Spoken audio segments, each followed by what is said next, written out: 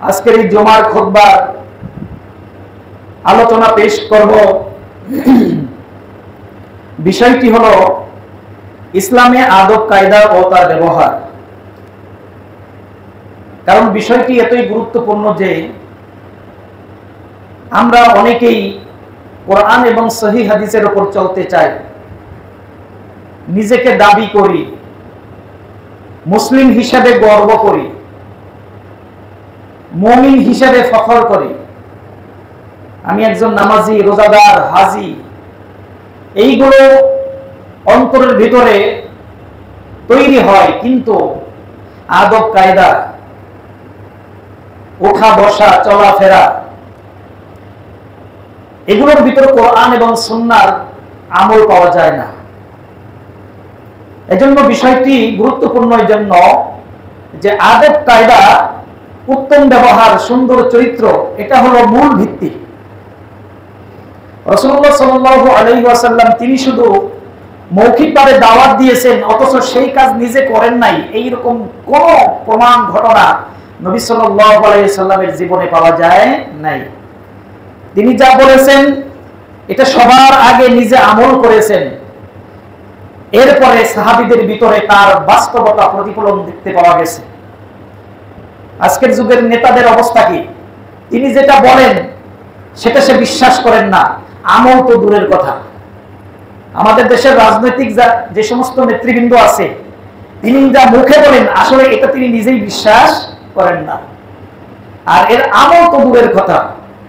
কিন্তু একমাত্র নেতা, একমাত্র রাসূল মুহাম্মদ রাসূলুল্লাহ সাল্লাল্লাহু আলাইহি ওয়াসাল্লাম একজন মানুষের জীবনে কত সুন্দর, ভদ্র, শিষ্টাচার, আদব কায়দা হতে পারে, তার উৎকৃষ্ট নমুনা হলো মুহাম্মদ রাসূলুল্লাহ সাল্লাল্লাহু আলাইহি ওয়াসাল্লাম। তাহলে এই যে বললাম আদব, এটা আরবি শব্দ, এর অর্থ কি? এর অর্থ হলো ভদ্রতা, শিষ্টাচার, ব্যবহারের পদ্ধতি, নিয়ম কানুন, নীতি ইত্যাদি। এর বিপরীত শব্দ হলো বেয়াদব। যারা আদব নাই তাদেরকে আমরা কি বলি? বেয়াদব। এটা একটা গালির মতো। লোকটা কি বেয়াদব, নিয়ম নীতি জানে না, শিষ্টাচার জানে না, ছেলেটা কি বেয়াদব, এরকম বলি না? সুতরাং শিষ্টাচার যার নাই, আদব যার নাই, তাকেই বলা হয় বেয়াদব। মানুষ আশরাফুল মাখলুকাত, তার শান অনুযায়ী তাকে সবচেয়ে উন্নততর জীবনযাপন করার ফর্মুলা দিয়েছেন মহান আল্লাহ রাব্বুল আলামিন এবং তার প্রিয় নবী মুহাম্মদ রাসূলুল্লাহ সাল্লাল্লাহু আলাইহি ওয়াসাল্লাম। একজন মানুষের জীবন প্রথম হলো তিনি স্বাধীন, তিনি কারো প্রতি পরাধীন নয়। 2 নম্বর হলো তিনি আশরাফুল মাখলুকাত, পৃথিবীতে যত সৃষ্টি জগৎ দেখি তার মধ্যে সবচেয়ে সম্মানিত, উচ্চ মর্যাদা সম্পন্ন প্রাণী হলো মানুষ। আল্লাহ রাব্বুল আলামিন সূরা 3 এর 4 এবং 6 নম্বর, 4, 5, 6 তিনটি আয়াত আল্লাহ রাব্বুল আলামিন বলেছেন, লাকাদ খালাকনাল ইনসানা ফি আহসানি তাকওয়িম, অবশ্যই আমি মানুষকে সবচেয়ে উত্তম আকৃতি, অবয়ব, আদর্শ দিয়ে সৃষ্টি করেছি। সবচেয়ে চেহারা সুরতের দিক থেকে সবচেয়ে উৎকৃষ্ট অবয়ব, আদর্শের দিক থেকে সবচেয়ে উত্তম আদর্শ, এই প্রাণীর নাম কি? মানুষ। সুম্মা ওয়াদাদনাহু আসফালা সাফিলিন, আবার এই মানুষই সে এত নিচে নেমে যায়, তার ব্যবহার আদি এত নিকৃষ্ট মানের হয়, সে শয়তানের চাইতেও খারাপ। আবার একই মানুষ, তার আদর্শ এত উন্নত মানের যে ফেরেশতার চাইতেও সে সম্মানিত। তাহলে মানুষ শুধু রূপে মানুষ হলে হয় না, যদি না তার গুণ থাকে। এজন্য আল্লাহ রাব্বুল আলামিন সবচেয়ে উৎকৃষ্ট আকৃতি দিয়ে যেমন সৃষ্টি করেছেন, ঠিক তার সামনে সবচেয়ে উত্তম একটি আদর্শ নমুনা তিনি দিয়েছেন। সেই আদর্শ নমুনা হলো মুহাম্মদ রাসূলুল্লাহ সাল্লাল্লাহু আলাইহি ওয়াসাল্লাম। সেই প্রিয় নবী সাল্লাল্লাহু আলাইহি ওয়াসাল্লাম জীবন চরিত, তার লাইফস্টাইল, তার হাঁটা চলা, কথাবার্তা, পোশাক পরিচ্ছদ, তার ব্যবহার আদি ইত্যাদি কেমন ছিল, এর স্পষ্ট নমুনা হলো পবিত্র আল কোরআন। কোরআনে যা আছে, নবী সাল্লাল্লাহু আলাইহি ওয়াসাল্লামের জীবনী হলো একটি জীবন্ত কোরআন। সুতরাং সেই কোরআন এবং সহিহ সুন্নাহর আলোকে একজন মুমিন, একজন মুসলিম যদি চলে, তার চাইতে উৎকৃষ্ট আদর্শ পৃথিবীতে হতে পারে না।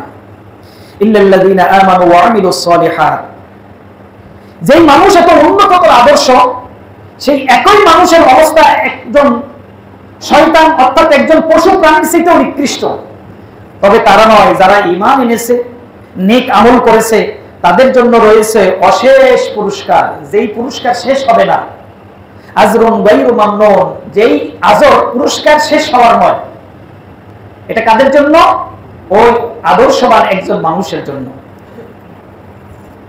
আল্লাহ রাব্বুল আলামিন পবিত্র কোরআনের অন্য আয়াতে বলেন, ওয়ালাকাদ কাররামনা বানি আদম, আমি বনি আদমকে সবচেয়ে সম্মানিত করে তৈরি করেছি। কিন্তু এই সম্মানটা নষ্ট করে কে? বনি আদমই নষ্ট করে। চেহারার দিক থেকে যেমন সুন্দর, আদর্শের দিক থেকেও তেমন সুন্দর। একজন ভদ্র মানুষ হওয়ার প্রথম ধাপ হলো মানসিক শিষ্টাচার বা মাইন্ড সেটআপ। আপনার আমার মন মানসিকতা কেমন, এই মানসিক যে অবস্থা, মাইন্ড সেটআপ, এই জিনিসটা যদি একজন মানুষের ভিতর না থাকে তাহলে তাকে মনুষ্যত্ব বলা হয় না। একজন মানুষের আসল মানুষ হলো তার মনুষ্যত্ব। তার মন যদি না থাকে, তার ভালো মানের একটা মন যদি না থাকে, উপরে ফিটফাট ভিতরে সদরঘাট, এইরকমই হবে। আমরা বহু লোককে দেখি বাইরে দিয়ে কত চিকচাক সুন্দর ভদ্র মানুষ, কোট পরা, টাই পরা, ক্লিন শেভ করা অফিসার, সচিবালয়ের অফিসার, সিনিয়র অফিসার, দেখতে শুনতে উঁচা লম্বা সব দিক দিয়ে একজন আদর্শ ফিটফাট, কিন্তু তার ওই বাউ হাতের কামাই আছে না?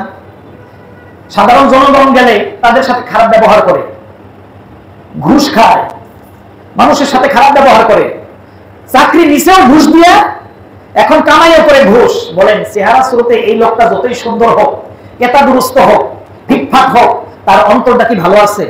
তার অন্তরটা ভালো না। আল্লাহ রাব্বুল আলামিন বাইরের এই চেহারা দেখে বিচার করবেন না, বিচার করবেন তার অন্তর দেখে।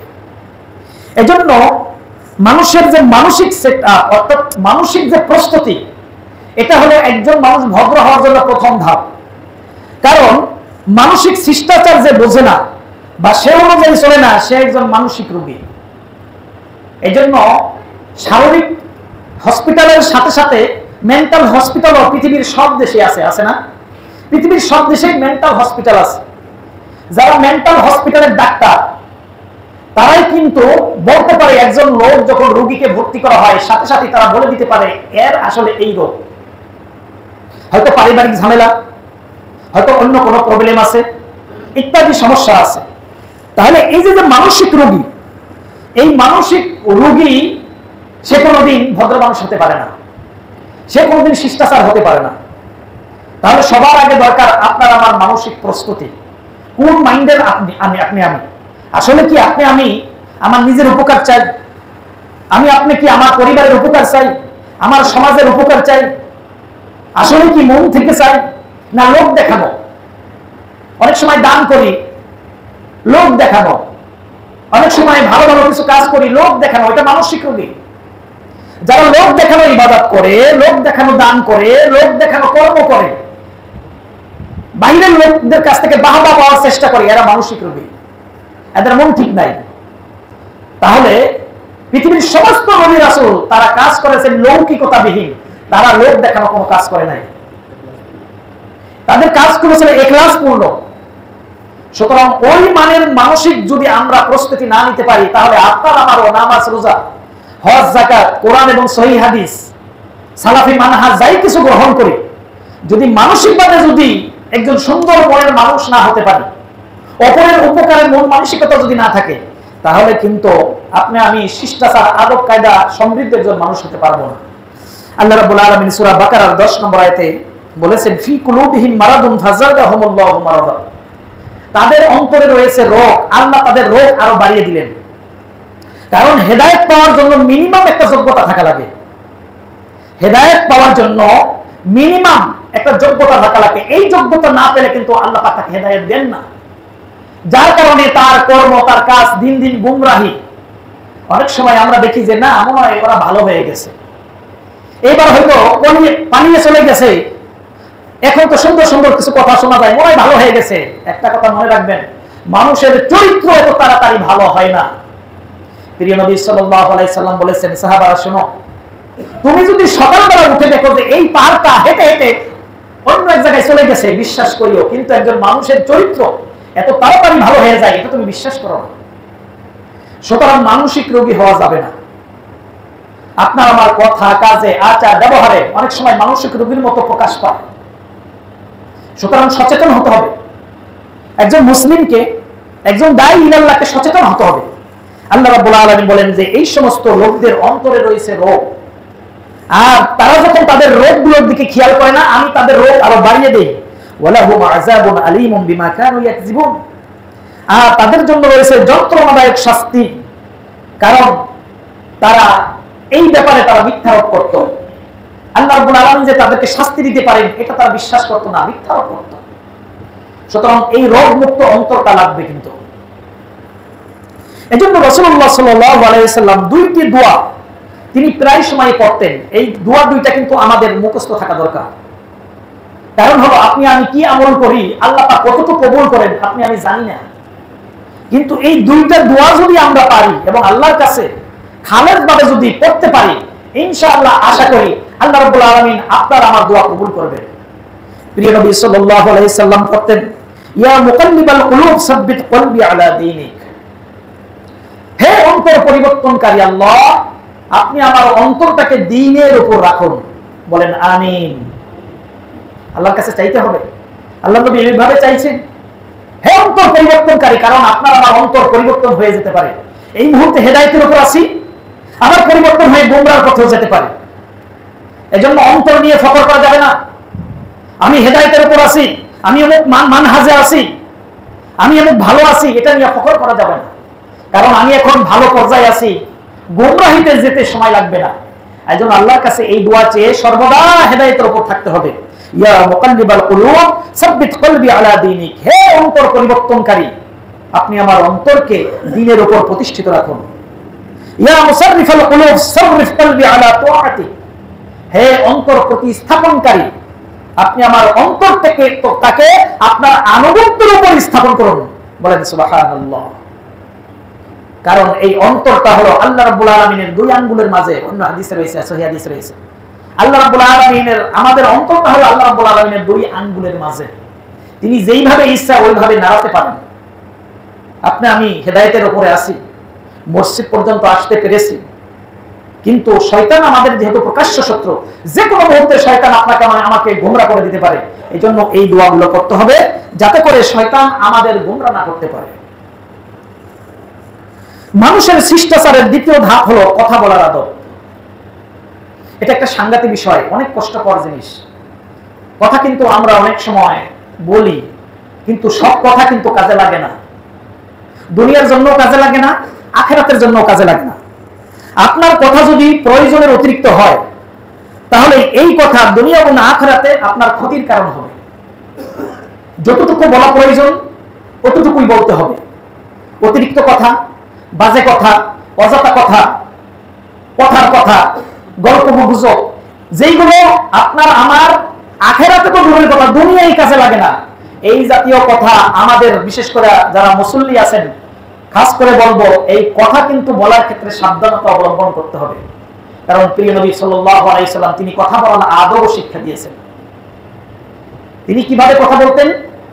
তিনি অল্প কথা বলতেন, বুঝাতেন বেশি। আর আমাদের অভ্যাস হলো কথা বলি বেশি, ওটা দিয়ে সামান্য কিছু বোঝা যায়। এরকম হয় না? আমাদের দেশের ওয়াজ মাহফিল গুলোতে রাতভর কিসসা কাহিনী বলে। এই কিসসা দিয়ে তিনি কি বুঝাইলেন, কি মেসেজ দিলেন, যারা তার সামনে বসা তারা কি পেল, এখান থেকে কিছুই বুঝতে পারলো না। এই যে আমি পরে 1 ঘন্টা কথা বলবো, এর দ্বারা আপনাদেরকে কি বললাম, এখান থেকে কি নিয়ে যাবেন, এটা যদি না বুঝেন তাহলে আমার এই কথাগুলো অনর্থক হবে। এজন্য আমি শুরুতেই আমার আলোচ্য বিষয়টা বলে নিয়েছি। আজকের আমার আলোচ্য বিষয় হলো কি? ইসলামের আদব কায়দা বা শিষ্টাচার, ভদ্রতা। এখান থেকে যেন আমরা এই শিষ্টাচারগুলো নিয়ে যেতে পারি। তার মধ্যে একটি শিষ্টাচার হলো কথা বলার আদব। এজন্য অতি কথা, অযথা কথা, বেহুদা কথা, ফাউ কথা, কথার কথা ইত্যাদি আপনাকে বাদ দিতে হবে। কথা যতটুকু না বললেই নয়, অতটুকুই বলতে হবে। আল্লাহ রাব্বুল আলামিন পবিত্র কোরআনে স্পষ্ট করে বলেছেন, মা ইয়ালফিজু মিন কওলিন ইল্লা লাদাইহি রাকীবুন আতীদ, যে মানুষের কথা এমন কোন কথা নাই যেটা রেকর্ড করা হয় না। দুই কাঁধে দুই ফেরেশতা রয়েছেন, তারা আপনার কথাকে রেকর্ড করছেন। ভালো কথা ভালো ফেরেশতা নিচ্ছেন, মন্দ কথা মন্দ ফেরেশতা নিচ্ছেন। প্রত্যেকটা কথা এগুলো রেকর্ড করা হয়। কথাটা যদি অতিরিক্ত হয়, অযথা হয়, তাহলে এই কথাগুলো দুনিয়া এবং আখিরাতে কোনো কাজে আসবে তো নাই, বরং এইগুলো দুনিয়াও ক্ষতিকর, আখিরাতেও ক্ষতিকর। এজন্য ভাইরা আমার, এই কথা দিয়েই কিন্তু বন্ধু কি হয়, শত্রু হয়, হয় না? বন্ধু দীর্ঘদিনের বন্ধু, 10 বছরের বন্ধু, এতদিনের বন্ধু, আত্মীয় হয়ে গেছেন, একটা কথার কারণে সমস্ত বন্ধুত্ব শেষ। আবার এই কথা দিয়েই শত্রু, দীর্ঘদিনের শত্রু, একটা কথার কারণে আপনার বন্ধু হয়ে যেতে পারে। পারে কি পারে না বলেন? এটা কিন্তু কথা। একটা কথার মাধ্যমে একটা জাতির ভিতরে যুদ্ধ তৈরি হয়ে যেতে পারে। গত সরকার একটা মাত্র কথা বলেছেন, বেশি কথা বলেন নাই, একটা শব্দ বলেছেন রাজাকার, বলছেন কি বলেন নাই? একটা শব্দের কারণে ওরা বেশি কথা বলা লাগে না। রাস্তা করছে, ঘাট করছে, ব্রিজ করছে, কালভার্ট করছে, কত কিছু করছে, কিন্তু একটা মাত্র কথার কারণে আউট। নতুন যারা ফালাফালি করছে আবার রাষ্ট্র ক্ষমতায় আসার জন্য, যাই কিছু করেন, কথা যদি সাবধান করে না বলেন আবার আউট হতে হবে। হবে কি হবে না বলেন? এজন্য ভাইরা আমার, একটা যুদ্ধ বেঁধে যেতে পারে কথার কারণে, আবার একটা যুদ্ধ থেমে যেতে পারে কথার কারণে। বিশাল যুদ্ধ লেগে গেছে, একটা কথার কারণে থেমে যেতে পারে। আপনারা জানেন, প্রিয় নবী সাল্লাল্লাহু আলাইহি সাল্লাম যখন মক্কায় আইয়ামে জাহেলিয়াতের যুগে এই পাথরটা কোথায় স্থাপন করে এই নিয়ে মারামারি পর্যন্ত, আল্লাহর নবী একটা মাত্র কথা বললেন যে আগামীকাল সকালে সবার আগে যে আসবে সেই ফয়সালা দিবে। সবাই মেনে নিল। সকালবেলা আসলো, সবাই দেখলো যে মুহাম্মদ সাল্লাল্লাহু আলাইহি ওয়াসাল্লাম তিনি আসলেন। বলল যে তুমি ফয়সালা দাও। তিনি বললেন, আপনাদের এই যে 4টা গোষ্ঠী আছে, এই গোষ্ঠীর নেতা যারা আছে এই চাদরের চারকোনা ধরেন। গোষ্ঠীর 4 নেতা চারকোনা ধরলো, আল্লাহর নবী আস্তে করে পাথরটা চাদরের মধ্যে রাখলেন, কাবার দক্ষিণ কোণে পাথরটা গেঁথে দিলেন হাজরে আসওয়াদ। একটা কথার কারণে কত বড় একটা প্রবলেম তৈরি হয়ে গেছিল। আল্লাহ রাসূল মাত্র ছোট্ট করে একটা কথা বললেন, প্রবলেম সলভ হয়েছে না?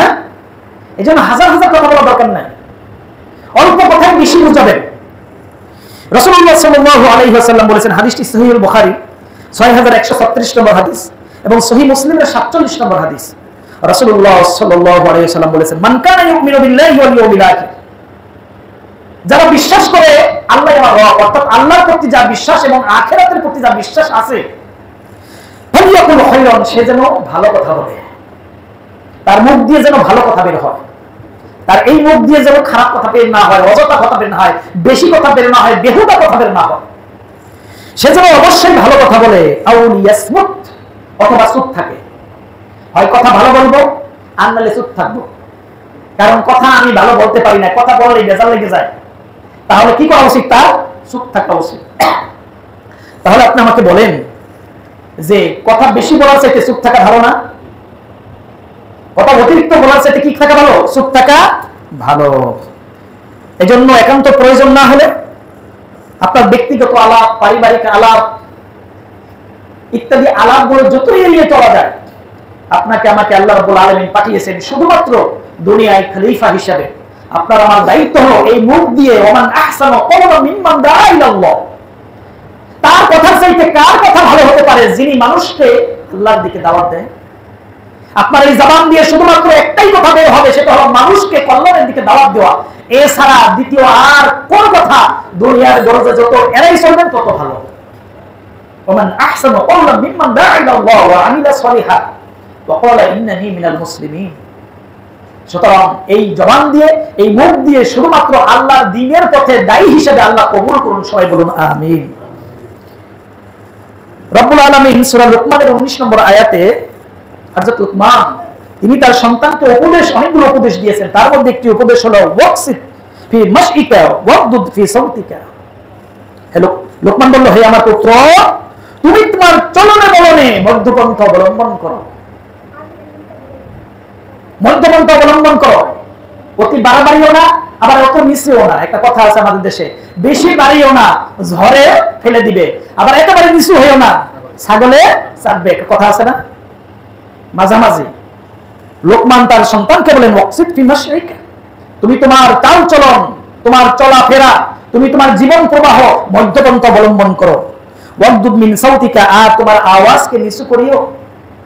লোকমান তার সন্তানকে বলেন বাবা তুমি যখন কথা বলো তুমি ছোট ছোট আওয়াজে কথা বলিও, তোমার আওয়াজ যেন চিৎকার করে না হয়, চেঁচামেচি করে না হয়, ছোট ছোট আওয়াজে তুমি কথা বলিও। ইন্না আনকারাল আসওয়াতি লা সাউতুল হামির, কেননা সবচেয়ে নিকৃষ্ট বাজে আওয়াজ দেয় গাধায়, সবচেয়ে অপ্রীতিকর আওয়াজ কে দেয় বলেন? গাধাই দেয়, কারণেও দেয় অকারণেও দেয়। গাধা এমন একটি গাধা যার পিঠের উপরে কি আছে ও বলতে পারে? বলতে পারে না। এজন্য গাধার আওয়াজ অপ্রীতিকর কেন? হঠাৎ করে গাধা চলতেছে, ওর পিঠে বোঝা আছে না নাই, পট করে একটা আওয়াজ দিব, যে আওয়াজটা শুনতে আপনার কাছে বিরক্তি লাগবে। এই জন্য গাধার আওয়াজের মতো আওয়াজ যেন মানুষে না দেয়, কারণ মানুষ গাধা নয়। এজন্য আপনার আমার কথা বলতে হবে ছোট আওয়াজে। অনেক সময় দেখবেন বিচারা চালা হয় আমাদের দেশে, হঠাৎ করে একজন লাভ দিয়ে উঠে চিল্লাইয়া কথা বলে, ঠান্ডা ভাবে কথাটা বললেই হতো। কিছু মানুষ দেখবেন স্বাভাবিক কথাটাও বললে ওনারা ঝগড়া করে না? কথা বলতেছে স্বাভাবিক, আমি বলি ভাই আপনি কি ঝগড়া করতেছেন? না, এটাই আমার স্বাভাবিক কথা। আশ্চর্য, আপনার স্বাভাবিক কথাটাকে বলা হয় আপনি ঝগড়া করতেছেন। কিছু লোক বাজার ঘাটে দিয়ে উচ্চ স্বরে কথা বলে। আনাস ইবনে মালিক রাদিয়াল্লাহু তাআলা বলেন আমি জীবনে দেখি নাই রাসূল সাল্লাল্লাহু আলাইহি সাল্লাম বাজার ঘাটে গিয়ে উচ্চ স্বরে কথা বলতে। উচ্চ স্বরে কথা বলা এটা আল্লাহ রাসূল পছন্দ করতেন না। ঠান্ডা ভাবে, শান্ত ভাবে, যতটুকু প্রয়োজন ততটুকুই কথা বলা। এই কথা বলার আদব কিন্তু আমাদের শিখতে হবে। আমাদের মধ্যে যারা সহি মানহাজের ভাই, এদের ভিতরে কিন্তু সমস্যা আছে, কিন্তু এই সমস্যাগুলো দূর করতে হবে। তা না হলে আপনার আমার দাওয়াত কাজে আসবে না, আপনার আমার দাওয়াত কিন্তু কোনো ফলপ্রসূ হবে না। এজন্য কথা বলার ক্ষেত্রে নিজের জবানকে লাগাম ধরে টানতে হবে। আমি যে কথাটা বলবো কি বলবো না, কথাটা না বললেও তো পারি, শুধু ওই কথাগুলোই বলবো যেই কথাগুলো দ্বীনের কাজে ব্যবহার হয়, যেই কথাগুলো ইসলামের কাজে ব্যবহার হয়। এমনকি আপনার স্ত্রীর সাথে কথা বলবেন সেখানেও সওয়াবের নিয়তে বলতে হবে, আপনার সন্তানের সাথে কথা বলবেন সেটাও সওয়াবের নিয়তে বলতে হবে, আপনার পাড়া প্রতিবেশীর সাথে কথা বলতে হবে সেটাও সওয়াবের নিয়তে বলতে হবে। এজন্য কথা বলার আদব খুব সাবধান। সংক্ষিপ্তভাবে এতটুকুই বলবো যে কথা বলার ক্ষেত্রে রাসূল সাল্লাল্লাহু আলাইহি সাল্লামের পদ্ধতি অবলম্বন করতে হবে। যিনি কথা বলতেন অল্প, বুঝাইতেন বেশি, এই সূত্রটা মনে রাখবেন। কথা বলার ক্ষেত্রে হালকা মুস্কি হাসবেন। অনেকে কথা বলতে গিয়ে একেবারে একটু হাসি দেয় না, কথায় কথায় হাসা এটা ব্যক্তিত্বের লক্ষণ নয়। অনেকে কথা বলতে গিয়ে একটু হাসি দেয়, এটা ব্যক্তিত্ব নয়। ব্যক্তিত্ব ভাব নিয়ে চলতে হবে সমাজে। আপনাকে ব্যক্তিত্ব নষ্ট করে এরকম কোনো কাজ করা যাবে না। আল্লাহ রাব্বুল আলামিন আমাদের সকলকে তৌফিক দান করুন, বলুন আমিন। 3 নম্বর আদব হলো একজন মুমিনের জীবনে, মুসলিমের জীবনে 3 নম্বর আদব হলো পোশাক পরার আদব। পোশাকটা আপনার কেমন হতে হবে? কোন মানের পোশাক পরলে আপনাকে একজন ভদ্র মানুষ, শিষ্টাচার মানুষ, আপনি যে একজন ভালো মানুষ এটা প্রমাণ হবে। কারণ আপনার পোশাকের মধ্যেই রয়েছে আপনার ব্যক্তিত্ব, ঠিক না? আপনার ভদ্রতা, রুচিশীলতা এবং সামাজিকতা পোশাকের মধ্যেই ফুটে ওঠে। পোশাক পুরান হোক সমস্যা নাই, কিন্তু সেই পোশাকটা যদি ধুয়ে সুন্দর করে ধোলাই করে পরিপাটি করে যদি পরেন, তাহলে এই পোশাকটাও আপনার ভদ্রতার লক্ষণ। আল্লাহ রাব্বুল আলামিন সূরা আরাফের 26 নম্বর আয়াতে আল্লাহ রাব্বুল আলামিন পোশাকের ব্যাপারে পরিষ্কার করে কথা বলেছেন। ইয়া বনি আদম কদ আনজালনা আলাইকুম লিবাসা ইউয়ারি সাওআতিকুম ওয়ারিসা, হে বনি আদম আমি তোমাদের কাছে পোশাক নাজিল করেছি। এই পোশাকটা কিন্তু আল্লাহ পাক নাজিল করেছেন। আল্লাহ রাব্বুল আলামিন বলেন আমি তোমাদের কাছে যে পোশাক নাজিল করেছি কি জন্য? লিবাসা ইউয়ারি সাওআতিকুম, তোমাদের লজ্জা স্থান নিবারণ করার জন্য। পুরুষের লজ্জা স্থান, মহিলাদের লজ্জা স্থান, এগুলো নিবারণ করার জন্য তোমাদের পোশাক আমি নাজিল করেছি। ওয়ারিসা, শুধু লজ্জা স্থান নিবারণ নয়, তোমাদের সাজসজ্জার জন্য। সাজসজ্জার জন্য আমি তোমাদের জন্য পোশাক আমি নাজিল করেছি, নির্ধারণ করেছি। সুতরাং এই পোশাক পরো। লিবাসুত তাকওয়া যালিকা খায়র, আর সবচেয়ে উত্তম পোশাক হলো তাকওয়ার পোশাক। কারণ হলো এই যে আমাদের পোশাক বাহ্যিকভাবে অনেকের সুন্দর হলো, আমাদের ওই রকম মন মানসিকতা নিয়ে পোশাকটা পরি নেই। বহু মহিলাদের পোশাক আছে যারা বোখরা পরছে, চাদর পরছে, নিকাব পরছে, সব পরছে, কিন্তু ওই মহিলা ব্যক্তিগতভাবে ভালো না। বোখরার দোষ, এই নিকাবের দোষ, এগুলোর দোষ নয়, বরং সে নিজের অপরাধকে আড়াল করার জন্য এই বোখরা নিকাব পরে। তাহলে এটা তার তাকওয়ার পোশাক হলো না। এটা কি হলো না? তার তাকওয়ার পোশাক হলো না। এই পোশাক হতে হবে পরিপাটি, সৌন্দর্যের পোশাক। আমি অনেকের মাথায় দেখছি টুপি, দেখছি 10 টাকা দামের টুপি আছে না, কম দামি টুপি আছে না, পাতলা ফের এখানটা ছিঁড়ে গেছে, তিলা পরা। আমি বললাম ভাই আপনার টুপিটার দাম কত? ভাই 10 টাকা দা কিনছি, কম দামি টুপি, পরহেজগার সাজার জন্য আর কি। আমি বললাম আপনার মাথাটার দাম কত? মাথার দাম এটা তো জানি না। আমি বললাম সারা পৃথিবীকে কয়েক কোটি বার বিক্রি করলে আপনার মাথার মূল্য হবে না। হবে বলে হবে না, কারণ আমার টোটাল বডিটার মেন ট্রানজাকশন হলো আমার মাথা। এখান থেকে সব তথ্য নেই, এখানে চোখ আছে, নাক আছে, কান আছে, জিহ্বা, সব কিছু এখানে ব্রেন। আপনার মাথার মূল্য যদি এত হয় তাহলে আপনার টুপিটার মূল্য কি ওইরকম হওয়া দরকার ছিল না? আপনি 10 টাকা দামের একটা টুপি পরছেন, তাও তিলা পরা, গন্ধ হয়ে গেছে গা, এগুলো কি পোশাক পরছেন আপনি? ভাইরা আমার, আপনার মাথার মূল্য যেমন আপনার টুপির মূল্যটা এমন থাকতে হবে। 3 দিন ধরে টুপিটা ধন না, ময়লা হয়ে গেছে, এই টুপি পরেই জুমান করছে, দায়ী পড়ছেন। এই স্বভাব কবে পাল্টাবো আমরা? টুপি মাথায় দেওয়ার দরকার নাই। টুপি হলো একটা পোশাক, টুপি হলো আপনার পোশাক। এই পোশাকের মাধ্যমে আপনি আপনার সৌন্দর্য বৃদ্ধি করছেন। এই টুপি আমি পরলেই তো যথেষ্ট হতো, ঠিক না? তার উপর একটা পাগড়ি পরছি, কি পরি নাই বলেন? কেন পরছি? সৌন্দর্য, কিছু না। এই পাগড়ি পরে নামাজ পড়লে 70 গুণ বেশি সওয়াব হয়, জাল কথা। এইগুলা কোন মানুষ এগুলা প্রচার করে বলে যে আপনি পাগড়ি পরছেন কেন? আরো বিভিন্ন রঙের পাগড়ি আছে। এই পাগড়ি পরে নামাজ পড়লে, টুপি পরে নামাজ পড়লে 70 গুণকে 1 গুণ সওয়াব হবে না। আপনি যদি সারা জীবনও টুপি না পরেন আপনার কোনো গুনাহ হবে না, সওয়াবেও কম হবে না। সুতরাং এই টুপি পরেছি, পাগড়ি পরেছি সৌন্দর্যের জন্য। সুতরাং আপনার টুপিটা হতে হবে উৎকৃষ্ট। আজকে আপনি জুমার দিনে আসছেন, অথচ আপনার জামাটা, আপনার পোশাকটা এত নোংরা কেন? আপনি একটি কম দামি জামা পরে আপনি জুমার দিনে আসছেন, বিয়েই বাড়িতে গেলে তো ঠিকই জামাটা সুন্দর জামা পরে যান, শেরওয়ানি পরে যান। আজকে জুমার দিন আল্লাহর সামনে দাঁড়াবেন আপনি, সেই ক্ষেত্রে আপনার ঘরের ভিতর সবচেয়ে উৎকৃষ্ট দামি পোশাকটা পরে আপনি মসজিদে আসবেন। এটাই আল্লাহর চাওয়া, আল্লাহর দাবি। আপনি খুঁজেন সবচেয়ে কম দামি কোন পোশাকটা আছে। না না না না, আল্লাহ রাব্বুল আলামিন এই কথাই বলেছেন, ইয়া বনি আদম খুযু যিনাতাকুম ইনদা কুল্লি মসজিদ। তুমি প্রত্যেক সালাতে সৌন্দর্যের পোশাক পরে তুমি আসো। আমি বাপসাসার আমলে দেখছি, অনেকে দেখছেন তারা ওই গরু নিয়ে হাল খেতে গেছে, বাস পাশে পুকুর ছিল, ওযু করে একটা গামছা গায়ে দিয়ে নামাজ শুরু করে দিয়েছে। সেটা একটা ভিন্ন প্রেক্ষাপট ছিল, ঠিক না? ভিন্ন প্রেক্ষাপট ছিল। কিন্তু আজকের এই যুগে আপনার ঘরে যদি 10টা পোশাক থাকে, এর মধ্যে সবচেয়ে সুন্দর পোশাক যেটা, এটা পরে আপনি মসজিদে আসবেন, এটা আপনি বাধ্য। কোন রকম একটি পোশাক পরে মসজিদে আসতে আপনি পারবেন না। আল্লাহ রাব্বুল আলামিন বলছেন তাকওয়ার পোশাক পরো তোমরা।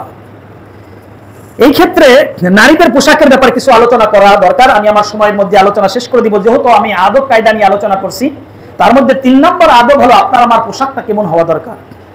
এই টুপিটা পরবেন, টোটাল মাথাটা যেন আপনার ঢেকে যায়, আপনার কপাল থেকে এই পর্যন্ত মাথাটা ঢেকে যায়। কোন কোন হুজুররা পর্যন্ত দেখছি ছোট্ট একটা টুপি এর উপরে পরে, ইহুদিদের মতো পরে না?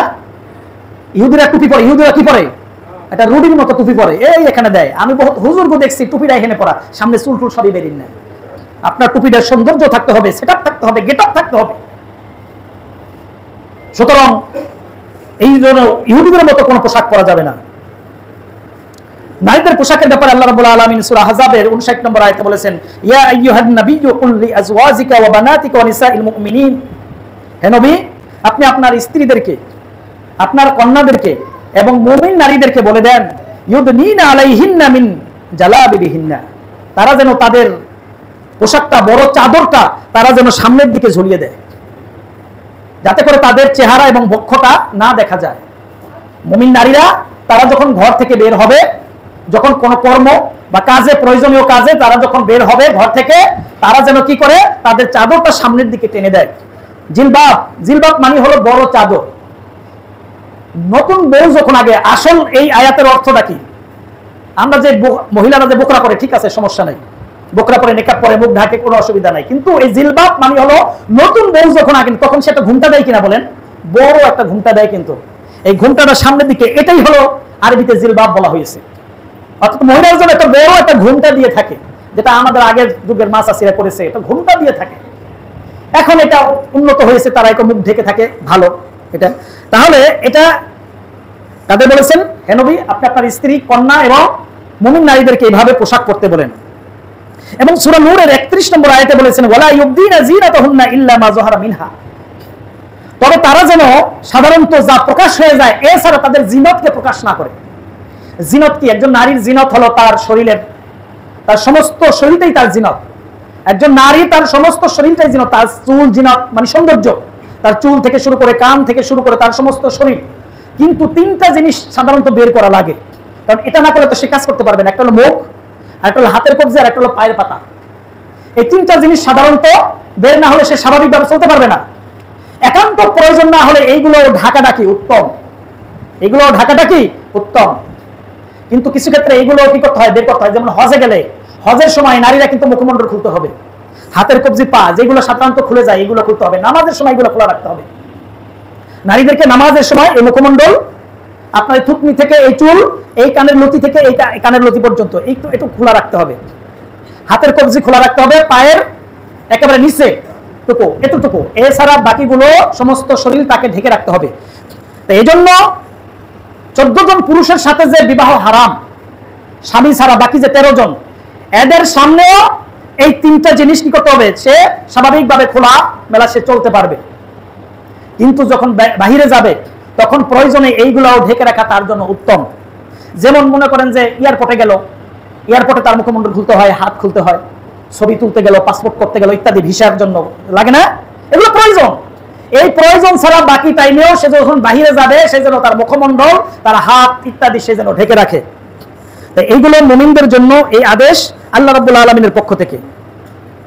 সুতরাং এই যে পোশাক, এই পোশাক, দামি পোশাক পরেও অনেক সময় অহংকার চলে আসতে পারে। বিভিন্ন অনুষ্ঠানে দেখা যায় যে তার পোশাকটা কত ভালো সুন্দর এটা সে খেয়াল করে। অনেক অনুষ্ঠানে গেলে আপনারা দেখি যে সবার পোশাকের চাইতে আমার পোশাকটা শ্রেষ্ঠ কিনা। এই ক্ষেত্রে যদি অন্তরে কোনো অহংকার আসে তাহলে কিন্তু এটা অহংকারের পোশাক। এই ধরনের পোশাক পরতেও নিষেধ আছে। রাসূলুল্লাহ সাল্লাল্লাহু আলাইহি ওয়াসাল্লাম বলেছেন লা ইয়ানজুরুল্লাহু ইলা মান জাররা সাওবাহু খুয়াইলা, আল্লাহ রাব্বুল আলামিন কিয়ামতের ময়দানে তার দিকে তাকাবেন না যে অহংকার বশত ইজার পরিধান করে, যে অহংকার বশত পোশাক পরিধান করে। এক সাহাবী বলল ইয়া রাসূলুল্লাহ, আপনি বলছেন অহংকার বশত, কিন্তু আমরা যখন নতুন পোশাকটা পরি তখন তো আমাদের ভিতরে একটা অন্যরকম ফিলিংস তৈরি হয়, তাহলে আমরা কি নতুন পোশাক পরবো না? আল্লাহ রাসূল বললেন অবশ্যই তোমরা নতুন পোশাক পরবা। অহংকার বলতে সেটা বুঝাইছি যেটা হলো অপরকে হ্যায় প্রতিপন্ন করা, যে দূর ওকে কি পোশাক পরে আছে, আমার পোশাকটা কত দামি, অর্থাৎ অপরকে হ্যায় প্রতিপন্ন করা হয়, এটা হলো বুঝাইছেন আল্লাহ রাসূল। কিন্তু সুন্দর পোশাক পরা, সৌন্দর্যের পোশাক পরা, দামি পোশাক পরা কোনো গুনাহ না। আপনি যেই মানের লোক আপনাকে ওই মানের দামি পোশাক পরতে হবে, ওই মানের পোশাক আপনাকে পরতে হবে। কিন্তু আমরা দেখি কি অনেকে ফুটাঙ্গির পোশাক পরে, পরে কি পরে না? ফুটাঙ্গির পোশাক পরে। বাড়িতে চাল নাই, ডাল নাই, অনাহারে পোলাফানে ভাত দিতে পারে না, কিন্তু পোশাক মাশাআল্লাহ এটা কিনছে। কথা বলছেন না? কিছু কিছু পোলাফান দেখবেন বাড়িতে খাবার নাই কিন্তু মোবাইল একটা 22,000 কিনা লাইছে, 22,000 টাকার মোবাইল কিনা লাইছে, বাস দেখাই মাঝে মাঝে। আবার ফোন করার স্টাইল অন্যরকম, বাপের কামাই নাই, নিজের কামাই নাই, মোবাইলটা কেনার জন্য ব্যস্ত সে। এই যে অহংকার, এগুলো অহংকার, এগুলো কি অহংকার।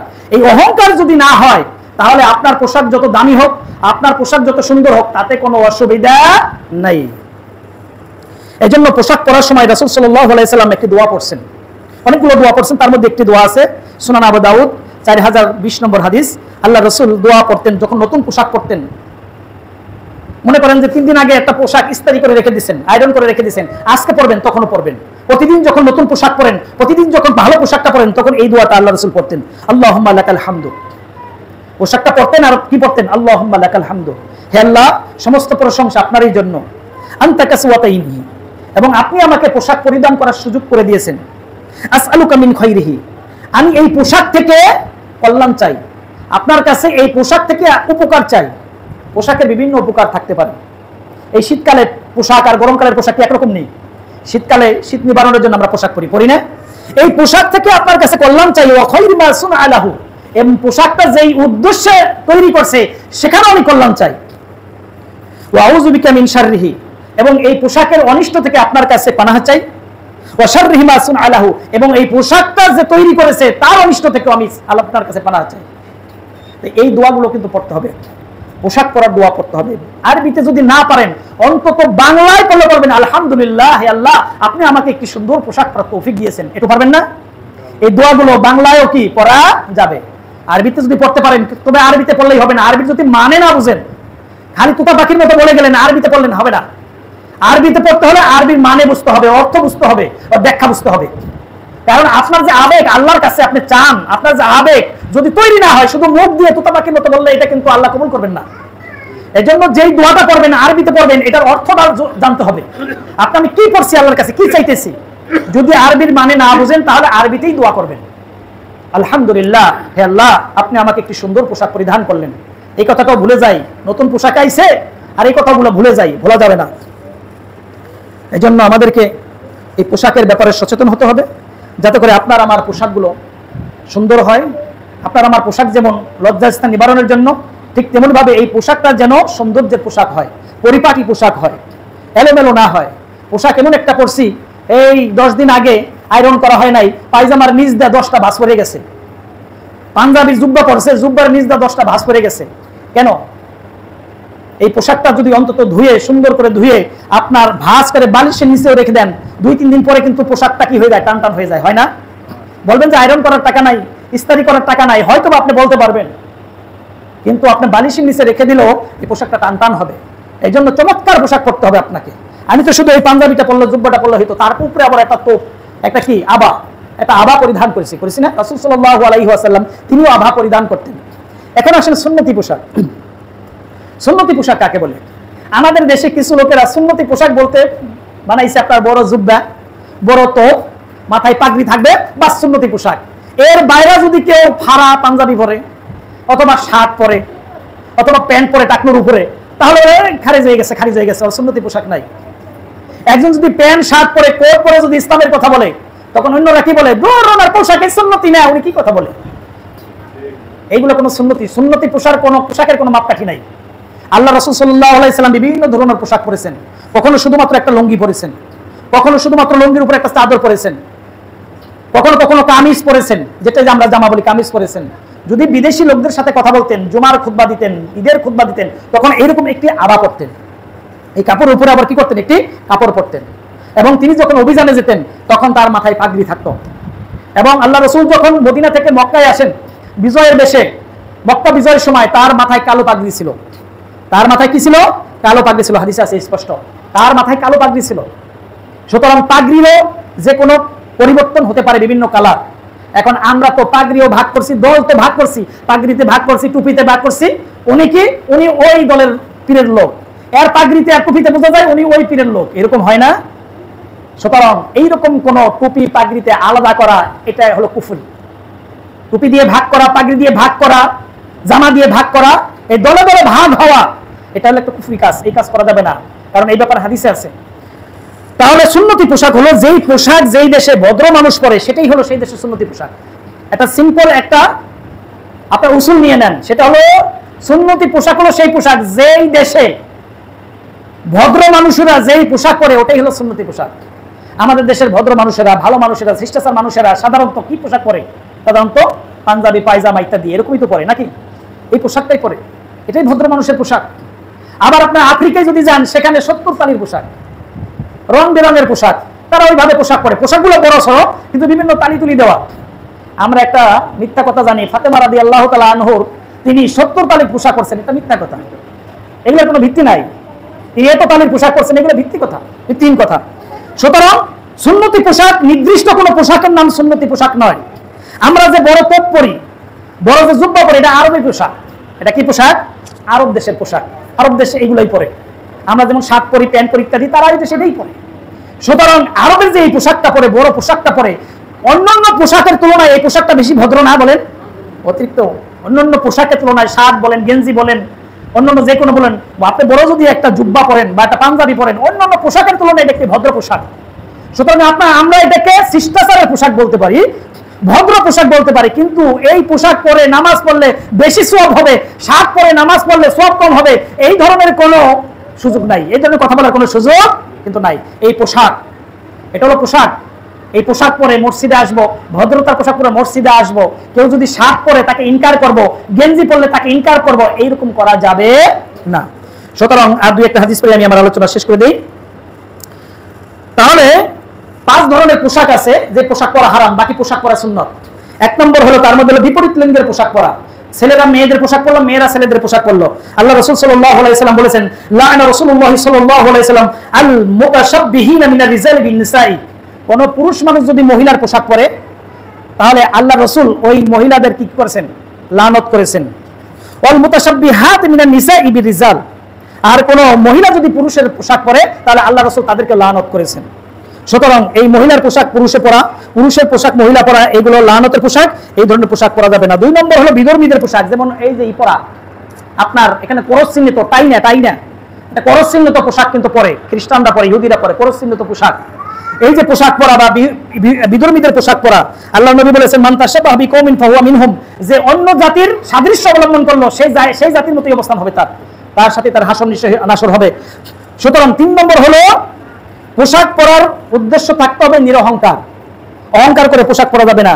সুনান আবু দাউদে আল্লাহ রাসূল বলেছেন, মান লাবিসা সাওবাহু শুহরাতিন, মান লাবিসা সাওবা শুহরাতিন ফিদ দুনিয়া, যে ব্যক্তি দুনিয়ায় খ্যাতি লাভের উদ্দেশ্যে পোশাক পরিধান করলো, আলবাসাহুল্লাহু সাওবা মাদাল্লাতি ইয়াউমাল কিয়ামা, কিয়ামতের ময়দানে তাকে অপমান অপদস্থের পোশাক পরাবেন। এই দুনিয়ায় খ্যাতির জন্য কোনো পোশাক পরা যাবে না, তাহলে কাল হাসরের ময়দানে তাকে অপদস্থের পোশাক পরাবেন। 4 নম্বরে হলো রেশমি এবং স্বর্ণ পুরুষের জন্য হারাম। এটা আমাদের অনেক সহিহ আকীদার ভাইদের ভিতর দেখা যায়, মেয়ে বিয়ে দিবেন, ছেলের আংটি দেয়, স্বর্ণের আংটি দেয়। কেন? জামাইরে কি করে? স্বর্ণের আংটি দেয়। এই যে পুরুষের জন্য যে স্বর্ণ হারাম, আমরা সহিহ আকীদার ভাই হয়ে এই ভুলটা করে কি করে না বলেন? এগুলো করে কিন্তু। সুতরাং যারা বেদাতি করে হেরা করে করুক, হেরা তার দ্বারা ওইভাবেই তারা গঠন হয়েছে। আপনার আমার এই আচরণ থাকা ঠিক নয়। আল্লাহ রাসূল সাল্লাল্লাহু আলাইহি ওয়াসাল্লাম বলেছেন, ইন্না হাযাইনি হারামুন আলা যুকুরি উম্মতি, আমার উম্মতের পুরুষের জন্য 2টা জিনিস হারাম, কিন্তু ওই 2টা জিনিস মহিলাদের জন্য হালাল। 1 নম্বর হলো আয-যাহাব স্বর্ণ, 2 নম্বর হলো হারির রেশমি পোশাক, রেশমি কাপড়, এটা পরা যাবে না, কারণ এটা হলো জান্নাতীদের পোশাক। রেশমি পোশাক এটা কিসের পোশাক? জান্নাতের পোশাক, এটা পুরুষদের জন্য হারাম। 5 নম্বর হলো পায়ের গোড়ালির নিচে পোশাক পরা, পায়ের গোড়ালির নিচে যেন পোশাক না যায়। রাসূলুল্লাহ সাল্লাল্লাহু আলাইহি ওয়াসাল্লাম বলেছেন, মা আসফালা মিনাল কা'বাইনি মিনাল ইজারি ফা ফিন্নার, যেই পোশাক তার টাকনুগিরার নিচে নামলো ওই জায়গাটা জাহান্নামে জ্বলবে। নাউযুবিল্লাহি মিন যালিক। এখন যদি এমন হয় আমার উপরের জায়গাটা জান্নাতে আর নিচে তো জাহান্নামে, এটা হলে কি চলবে? এটা কি কোনো বিবেকী মানুষ মেনে নেবে? বলেন, মেনে নেবে না। সুতরাং আপনার টাকনুগিরার নিচে কাপড় পরা যাবে না পুরুষের জন্য, মহিলারা তারা টাকনুর নিচে পাও ঢেকে চলবে। ইনশাআল্লাহ যে কথাগুলো বললাম পোশাকের ব্যাপারে, এই ব্যাপারে আরো কিছু কথা রয়েছে ইনশাআল্লাহ। এই টাইপ পোশাক, যে পোশাক দিয়ে লজ্জাস্থান বোঝা যায় ইত্যাদি, এই বিষয়ে আরো আলোচনা দরকার। আদব আখলাক এই বিষয়ের উপর আমাদের আলোচনা ধারাবাহিক চলবে। এজন্য বলছি যে অনেক সময় আমরা নামাজ রোজা অন্যান্য দিক থেকে ঠিক আছে, কিন্তু আদব আখলাক মুআমালাত মুআশারাতের ক্ষেত্রে আমাদের ভিতর দুর্বলতা আছে। এই দুর্বলতাগুলো যেন না থাকে, প্রকৃত আদব আখলাক যেটা আল্লাহ এবং তার রাসূল দিয়েছেন, ওই মানের আদব আখলাক যেন আমাদের সকলের ভিতরেই আমলে আমরা পরিণত করতে পারি। আল্লাহ রাব্বুল আলামিন আমাদের সেই তৌফিক দান করুন, আমিন। আকুলু কওলি হাযা আস্তাগফিরুহু ইন্নাহু আল গফুরুর রহিম। নতুন যারা আসছেন তারা 2 রাকাত সুন্নাত পড়ে বসেন।